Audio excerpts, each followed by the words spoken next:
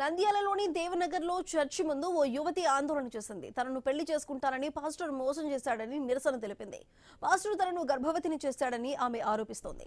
అతనిపై చర్యలు తీసుకోవాలని డిమాండ్ చేసింది. ఆమె తనకు న్యాయం జరిగే వరకు నిరసన చేస్తానని స్పష్టం చేసింది.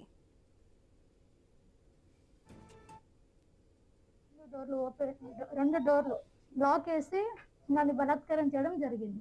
ఆ తర్వాత మా ఇంటి దగ్గరకు వచ్చి మా అమ్మ వాళ్ళని పెళ్లి చేసుకుంటానని చెప్పాడు. నన్ను 6 నెలల నుంచి కూడా పెళ్లి చేసుకుంటాను అది ఇది అని చెప్పడం జరిగింది. అయితే నేను తిరస్కరించాను. నేను తిరస్కరించడం వల్ల నన్ను ఇక్కడికి ఇట్లా సీక్రెట్గా పిలిచి ఇక్కడ బలాత్కరించడం జరిగింది. తర్వాత మా అమ్మ వాళ్ళతో మాట్లాడాడు, పెళ్లి చేసుకుంటానని చెప్పాడు. నన్ను వెంట పెట్టుకొని ఒక 3 నెలలు తిరిగాడు. ఆ తర్వాత మా ఇంట్లో కూడా 3 నెలల పాటు ఉన్నాడు. 3 నెలల పాటు ఉండి ఇలా నన్ను ప్రెగ్నెన్సీ కన్ఫర్మ్ అయింది.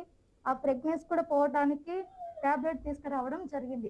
నేను నిన్ను చేస్తాను, నీ దిక్కు ఉన్న వాళ్ళకి చెప్పుకోపో, నీకు నాకు సంబంధం లేదని చెప్పి రివర్స్ డ్రామా ఆడాడు. కేసు కట్టినా కూడా 8 రోజులు అవుతున్నా కూడా ఎందుకు డీల్ చేస్తున్నాడో కూడా నాకు అర్థం కావట్లేదు. ప్రభుత్వం అరెస్ట్